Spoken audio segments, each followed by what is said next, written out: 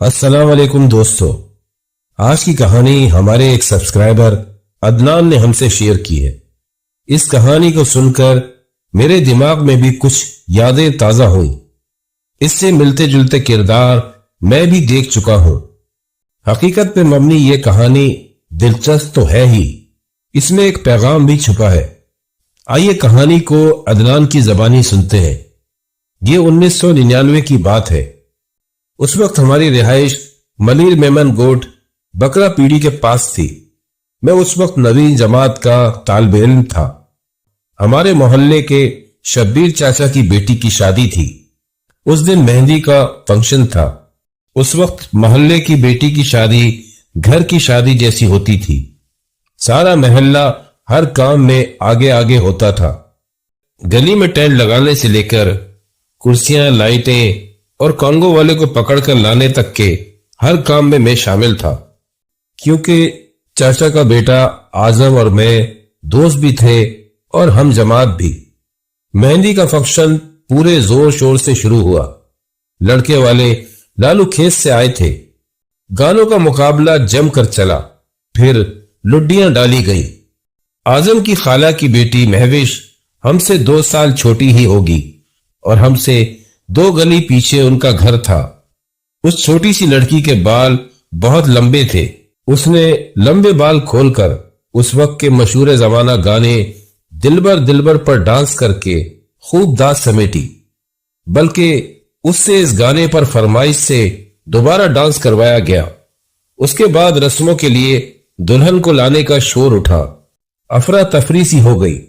میں نے دیکھا مہوش کرسیوں کے آخری قطار میں جا کر خاموشی سے بیٹھ گئی۔ اس کو بلایا بھی گیا تو وہاں سے اٹھ کر نہیں آئی۔ مہندی کا فنکشن تھا، رش تھا، سب ہلے گلے میں لگے تھے، اور پھر یہ ہلا گلا ختم ہوا، شادی ہو گئی۔ کسی نے شادی کی بھاگ دوڑ میں غور ہی نہیں کیا۔ وہ مہوش جو بہت پھرتیلی اور ایکٹیو تھی، اس کو کچھ چپ سی لگ گئی تھی۔ 3-4 روز بعد اعظم نے مجھے بتایا کہ مہوش کے ساتھ کچھ مسئلہ ہو گیا ہے۔ وہ جس طرح بتا رہا تھا، اس کے بتانے کا انداز سرگوشیانہ تھا۔ کیا ہوا؟ مجھے بھی تشویش ہوئی۔ اس نے کہا، ایسا لگتا ہے مہوش پر کوئی جن آ گیا ہے۔ کل خالہ کے گھر بڑا ہنگامہ ہوا۔ اس کے ہاتھ پاؤں ٹیڑے ہو گئے تھے۔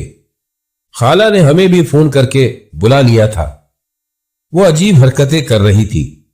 اعظم کی خالہ 2 گلی پیچھے تو رہتی تھی۔ میں اور اعظم جب 5ویں جماعت میں تھے تو اس کی خالہ کے گھر ہمارا روز جانا ہوتا تھا۔ وجہ تھی نانا حضور۔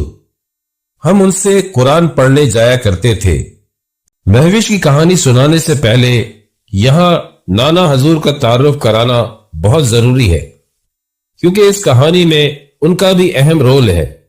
زندگی کے اس عارضی سفر میں رشتے وقت کے ساتھ آزمائش کی دہلیز پر آ جاتے ہیں۔ اپنی اندھی خواہشات کے پیچھے دوڑتا انسان بھول جاتا ہے جن کو آج وہ بے سہارا چھوڑ رہا ہے، وہی ہاتھ کبھی اس کا سہارا ہوتے تھے۔ نانا حضور اعظم کے خالو کے دور کے رشتہ دار تھے۔ اولاد نے ان کو گھر سے نکال دیا تو خالو ان کو اپنے گھر لے آئے۔ یہاں انہیں وہ محبت اور احترام ملا جو اولاد دینے میں ناکام رہی۔ وہ بھی ان لوگوں کو دعائیں دیتے نہیں تھکتے تھے۔ وہ چھپے ہوئے اللہ کے ولی تھے۔ ان لوگوں نے ان کی بہت خدمت کی تھی۔ نانا حضور ہم بچوں کو قرآن پڑھایا کرتے تھے۔ اللہ لوگ بندے تھے۔ اطراف کے لوگ یہ کہتے تھے کہ نانا حضور کے اس گھر میں آنے کے بعد ان گھر والوں کے حالات بدل گئے ہیں۔ اس واقعے کے 2 سال پہلے ہی ان کا انتقال ہوا تھا۔ مجھے اعظم کی بات سن کر افسوس ہوا۔ پتہ نہیں اس بیچاری لڑکی کو کیا ہو گیا ہے، اور پھر جو کل ہوا وہ روز ہونے لگا۔ مہوش کی حالت روز بروز بگڑنے لگی۔ پہلے تو گھر والے چھپا رہے تھے، لیکن جب اس کی طبیعت خراب ہوتی، یا یوں کہہ لیں وہ جن اس پر حاوی ہوتا، تو وہ مردانہ آواز میں بات کرتی۔ اس دن محلے کی کچھ خواتین ملنے آئی ہوئی تھی۔ خالہ تو چاہ رہی تھی وہ جلدی سے چلی جائے، لیکن وہ جم کر بیٹھ گئی کیونکہ مہوش کی طبیعت صحیح نہیں تھی۔ اس نے ان عورتوں کے سامنے مردانہ آواز میں پانی مانگ لیا تو ان میں سے ایک خاتون کی ہنسی نکل گئی کہ اسے کیا ہوا، کیسی آوازیں نکال رہی ہے۔ مہوش پر موجود وہ جن غصے میں آ گیا۔ اس نے غصے میں کہا، بہت ہنسی نکل رہی ہے، بتاؤ ابھی سب کو تو کیا کرتی پھرتی ہے۔ وہ خاتون جانتی ہی نہیں تھی مہوش کی حالت کیا ہے، وہ بھی اس سے بحث کرنے لگی۔ اس نے تو ان خاتون کی ساری پول پٹیاں کھول دی۔ سارے لوگ حیران ہو گئے۔ وہ تو ایسے بھاگی، لیکن اب بات گھر سے نکل کر محلے میں پھیل گئی۔ پھر اس کے بعد یہ تماشا لگ گیا، جب اس کی طبیعت خراب ہوتی تو وہ اپنے سامنے آنے والوں کی پول پٹیاں کھول دیتی۔ لوگوں کا تو منہ کالا ہو جاتا، اور اگر کوئی اچھا ہوتا تو وہ اس سے بڑے ہنستے ہنستے ملتی، اس کی اچھائی بھی بیان کرتی۔ لوگوں میں باتیں بننے لگی۔ ماں باپ کی تو نیندیں اڑ گئیں۔ لڑکی ذات کا معاملہ تھا، خالو کو جو جہاں کہتا وہ اس کو وہاں لے جاتے، لیکن اس کو لے جانا بھی بہت بڑا مسئلہ ہوتا۔ اگر اس کو بھنک پڑ جاتی کہ اس کو کسی کے پاس لے جا رہے ہیں، وہ کبھی خود کو کمرے میں بند کر لیتی، کبھی باتھ روم میں۔ فون آتا، اعظم چابی والے کو لانے دوڑتا۔ یہ سب واقعات میری آنکھوں دیکھے ہیں۔ ایک دفعہ تو وہ گھر سے چلی گئی تھی، دوسری گلی میں جا کر ملی۔ معاملہ دن بدن ہاتھ سے نکل رہے تھے۔ دراصل مہندی والی رات اس کے کھلے بالوں پر ایک جن عاشق ہو گیا تھا، اور اب وہ اس کی جان نہیں چھوڑ رہا تھا۔ وہ بہت شریر جن تھا، اس کا نام راجہ جن تھا۔ ایک تو ہمارے معاشرے کا المیہ یہ ہے کہ اگر آپ ایسی کسی آزمائش میں پڑ جائیں تو اس سے نمٹنے کا صحیح راستہ نہیں مل پاتا۔ بعض لوگوں کی تو زندگی ان معاملوں میں ختم ہو جاتی ہے۔ ہمارے ہاں کالا بورڈ پر ہری مسجد والے بہت مشہور ہے۔ مہوش کو وہاں بھی دم کرانے لے جایا جاتا۔ جب اس کو وہاں لے جایا جاتا، وہ راجہ جن وہاں جاتے ہوئے راستے میں جو کچرا کنڈی آتی ہے اس پر جا کر بیٹھ جاتا۔ وہ دم کرتے تو وہ بچی نارمل ہوتی۔ جب گھر جاتے تو پھر وہ ان کے پیچھے گھر آ جاتا۔ یہ معاملے وقت کے ساتھ بہت سنگین ہوتے گئے۔ جہاں بھی اس کے صحیح ہونے کی امید ہوتی، وہاں وہ راجہ جن گیم پلٹ دیتا۔ مہوش کئی کئی دن بالکل ٹھیک رہتی، اور پھر کسی بھی وقت اچانک اس کی طبیعت خراب ہو جاتی۔ تب پتہ چلتا کہ جہاں سے علاج کرایا تھا وہ جن صرف وقتی طور پر گیا تھا اور پھر آ گیا۔ ان پریشانیوں سے ایک وقت ایسا آیا، سارا گھر نمازی اور تہجد گزار ہو گیا۔ خالو کو خواب میں نانا حضور آنے لگے، اور انہوں نے سچ میں اس مسئلے سے نکلنے میں ان کی رہنمائی کی۔ انہوں نے خالو کے سر پر دم کیا۔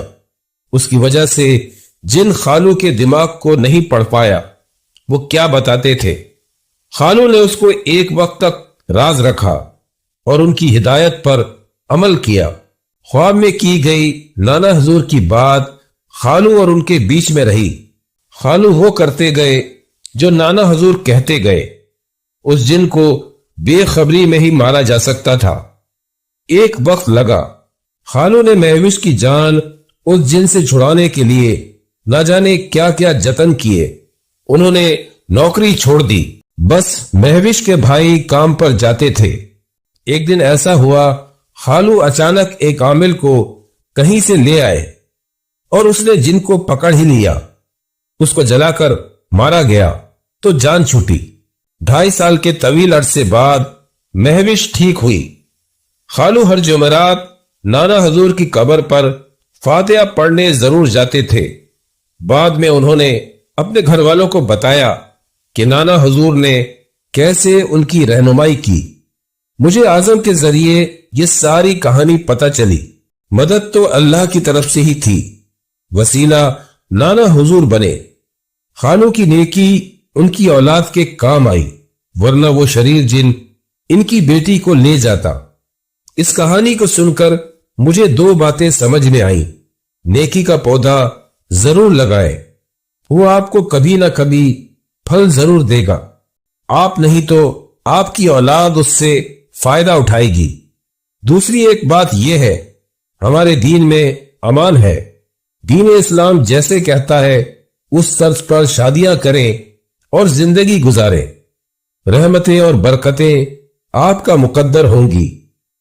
ہر کسی کی زندگی میں نانا حضور نہیں ہوتے۔ کہانی پسند آئے تو ہمیں کمنٹ میں ضرور بتائیے گا۔